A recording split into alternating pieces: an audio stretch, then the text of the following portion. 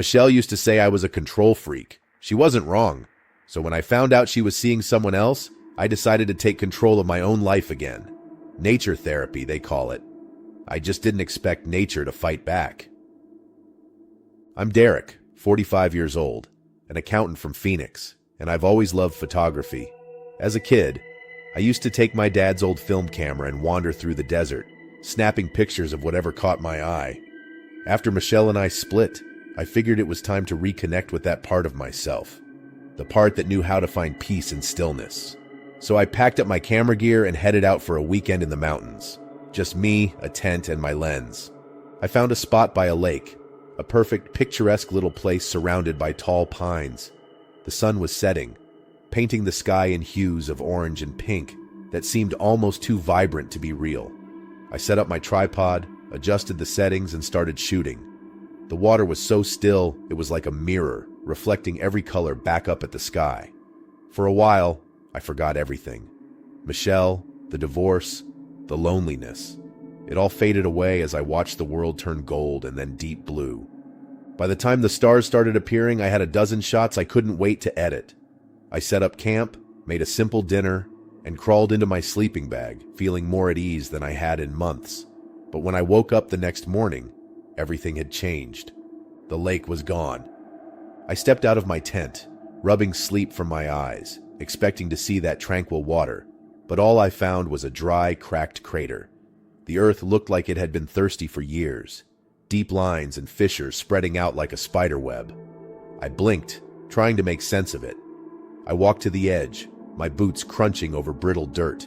It was as if the lake had never been there. I pulled out my camera, flipping through the photos from the night before, my heart pounding. Nothing but barren dirt. The lake was gone from the pictures too. I stood there, my breath catching in my chest, trying to make sense of it. Maybe I was still dreaming. Maybe I'd gotten turned around somehow, but that was impossible. I hadn't moved the camp. The tall pines were still there, the same skyline. It was my spot. But the lake? It just wasn't. By midday, a thick fog started rolling in, the kind that made everything seem otherworldly.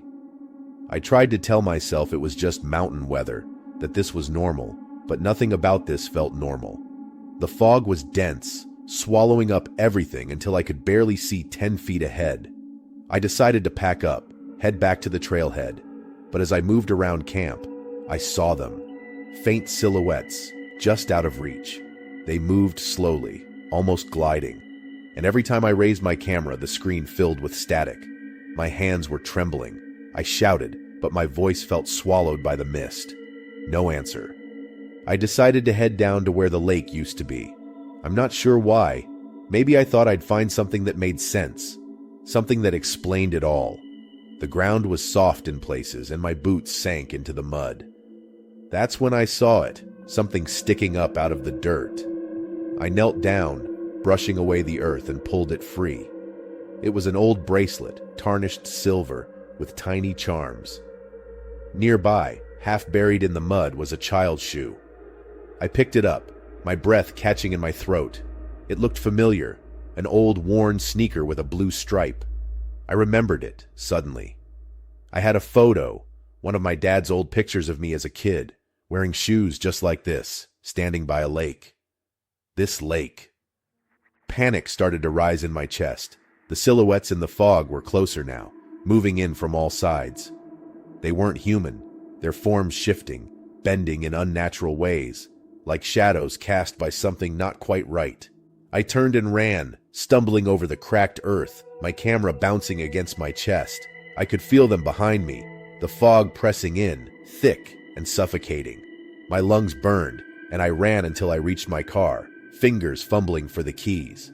When I finally managed to start the engine, I looked up, and there, on the hood, were scratches, long, deliberate gouges spelling out 2 words: stay out.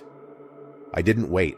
I drove, the fog clinging to the trees as I sped down the narrow mountain road, not stopping until I saw the first signs of civilization. Back home, I tried to forget. I told myself it was just stress, that I'd imagined it all. But 2 days later, a package showed up on my porch. No return address. I opened it, And there, inside, was the bracelet I'd found in the lake bed. A note was tucked beneath it, written in shaky, almost childlike letters. "Don't forget us." I deleted the photos from my camera, every single one, but the next morning, they were back. Every shot, every angle, except now, in each one, there were figures standing in the background, watching me. They're still there. No matter what I do, I can't get rid of them. Story 2. I moved out of my apartment last week, shoving the last box of my life with Maria into a U-Haul. It felt like I was leaving behind more than just old memories. It felt like I was leaving a part of myself. The divorce was final, and the apartment had too many reminders of what used to be. I figured 2 nights in the Cascade Wilderness would help me clear my head, figure out what comes next. But if I knew what I'd find up there, I'd have thrown my sleeping bag straight into the trash. Bend, Oregon, had always been my sanctuary, and the wilderness was where I felt most at home. I'd been a park ranger for the better part of a decade. I knew the mountains and trails better than the back of my hand.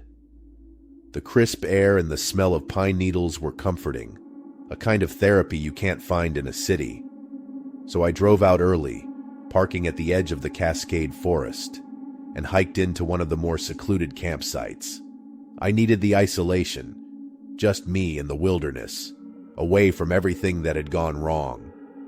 The hike took a few hours, the sun dipping lower in the sky, casting long shadows through the trees. By the time I reached my campsite, it was already dusk. I dropped my pack, stretching out my shoulders, and that's when I saw it. A light. Far off in the distance, a fire watch tower, its single bulb glowing faintly against the deepening sky. I frowned. That tower was supposed to be decommissioned years ago. We'd stopped using it after funding cuts, and no one was assigned up there. I knew because I'd been the one to lock it up myself. I tried to ignore it, telling myself it was just a trick of the light, or maybe some other hiker had wandered up there. Still, it nagged at me as I set up my tent and built a small fire. The woods were quiet, the way they only get at night, with just the crackle of the flames and the distant rustle of wind in the trees. But something felt off, the kind of off that makes the hair on the back of your neck stand up. Sometime in the middle of the night, I woke up. I wasn't sure what had stirred me. A noise, maybe? A whisper? I lay still, listening, my heart pounding. There it was again. A rustling, like someone was moving around just outside the tent. I held my breath, straining my ears. Whispers, faint and scattered, as if carried by the wind. I unzipped the tent as quietly as I could and peered out. Nothing. Just the dark shapes of trees and the soft glow of the dying campfire. By morning, my food supply was gone. The strange thing was, nothing else had been disturbed. My pack, my gear, everything was exactly as I left it, except the food. I dealt with bears before, and this wasn't that. It was like someone had come through, deliberately taken what they wanted, and left everything else untouched. The fire watch tower drew me in. I couldn't shake the feeling that whoever was out here had something to do with it. Maybe it was some squatter or a hiker who had gotten lost. I packed up a few things and made my way toward the tower, the light still fresh in my memory from the night before. The hike was steep, and the closer I got, the more uneasy I felt, like I was being watched. When I reached the tower, the door was slightly ajar. I pushed it open, the old wood creaking. Inside, there were signs of recent use: boots, an old radio, a half-eaten can of beans. I called out, but no one answered. The air felt heavy, and as I stood there, I had the distinct sense that I wasn't alone. I looked around, my eyes scanning the room, but there was nothing, no one. Just the quiet remnants of someone who had been here not long ago. On my way back to camp, I noticed something that made my blood run cold. Boot tracks, following my own.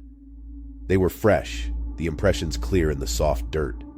I kept moving, my heart pounding in my chest, but I couldn't shake the feeling that someone was behind me, just out of sight, watching. Every so often I'd stop, turn, but there was never anyone there, just the empty woods and the sound of my own breathing. It was late afternoon when I finally saw him, a man, standing in the distance, partially obscured by the trees. He was wearing a park ranger uniform, my uniform. My breath caught in my throat as I realized his face. It looked like mine. Not exactly, but close enough, like a distorted reflection. Panic surged through me, and I turned and ran, my gear forgotten, my only thought to get away. I didn't stop until I reached my truck, my lungs burning, my heart pounding like a drum. I drove straight back to the ranger station and reported what had happened. My colleagues listened, but I could see the disbelief in their eyes. The fire watch tower, they said, had been closed for decades. No one had been up there in years. I knew what I'd seen, but they brushed it off, telling me it was probably just exhaustion or stress getting to me. Weeks later, I was scrolling through some local news online when I saw it, a photo of a missing ranger. The headline said he'd disappeared over 20 years ago, last seen near the old Firewatch Tower. My heart skipped a beat as I looked at the photo. He was wearing my uniform. And it was him, the man I'd seen in the woods, the one who looked just like me. Story 3. I loved Drew for his reckless spontaneity until it nearly got us killed. He wanted to find a hidden gem camping spot, so we ditched the map. Worst decision of my life. Drew and I were supposed to be celebrating.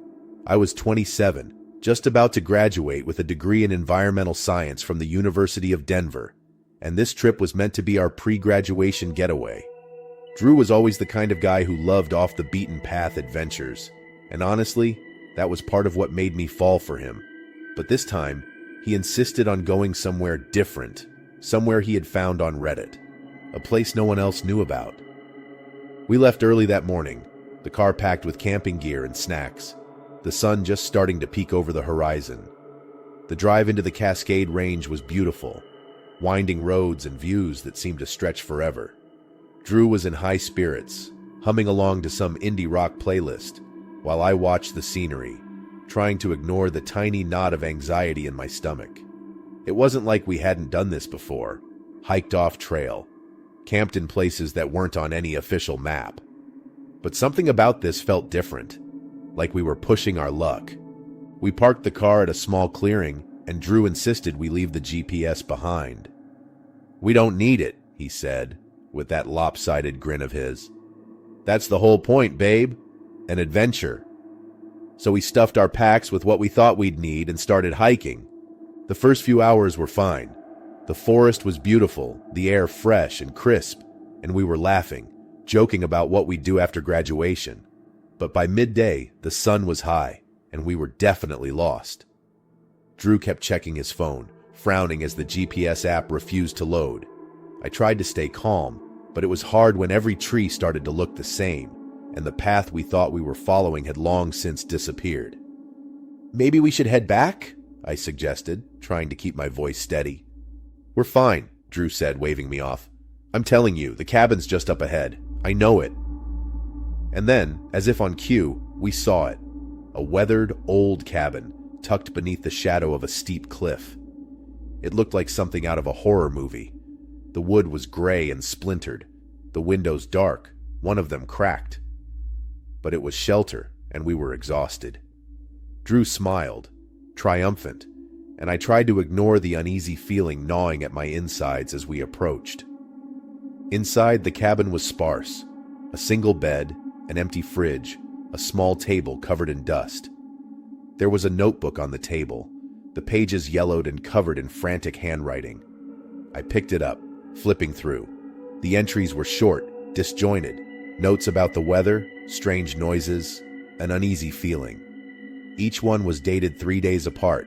The last entry simply read, "Don't stay after dark." "Creepy," Drew said, peering over my shoulder. He laughed, but it sounded forced, and I could see a flicker of doubt in his eyes. "It's just some guy trying to scare people off. We'll be fine." As the sun started to set, we made a small fire in the old stove, The cabin was drafty, the wind howling through cracks in the walls, but at least we were out of the cold. I tried to relax, but the feeling of unease only grew as the light faded. Every creak of the old wood, every gust of wind outside seemed louder, closer. And then, there were footsteps. They were slow, deliberate, crunching over the leaves outside. Drew looked at me, his eyes wide, and for a moment, neither of us moved. The footsteps stopped right outside the door, and then there was a knock. 3 soft, measured taps. "Maybe it's another hiker," Drew whispered. He got up before I could stop him, unlatching the door. Standing there, framed by the darkness, was a man. He looked disheveled, his clothes dirty, his face partially hidden by the brim of a hat. "I'm lost," he said, his voice flat, almost emotionless. "Can I come in?" Drew hesitated, but then he stepped aside, letting the man in. My heart was pounding, and something about the way the man moved, the way his eyes darted around the room, put me on edge. He sat down at the table, barely saying a word, just watching us. Drew tried to make small talk, but the man's answers were short, vague. He said he'd been out here for days, but something about his story didn't add up. While Drew was distracted, I picked up the notebook again, flipping towards the back. There, on one of the last pages, was a sketch, a face, drawn hastily, the lines dark and jagged. It was the man sitting at our table. Below the sketch, in large letters, were the words, "Don't trust him. He comes back every night." My blood ran cold. I looked up, and the man was staring at me, his eyes catching the firelight in a way that made them seem to glow. I nudged Drew, trying to signal him, but before I could say anything, the man stood up, moving towards Drew with a sudden jerking motion. Everything happened so fast. The man lunged, and Drew barely had time to react, knocking over the chair as he tried to get away. I screamed, grabbing the nearest thing I could find, a rusted old lantern, and swung it at the man. He stumbled, and I grabbed Drew's arm, pulling him towards the door. We ran. Out of the cabin, into the dark, the wind howling around us.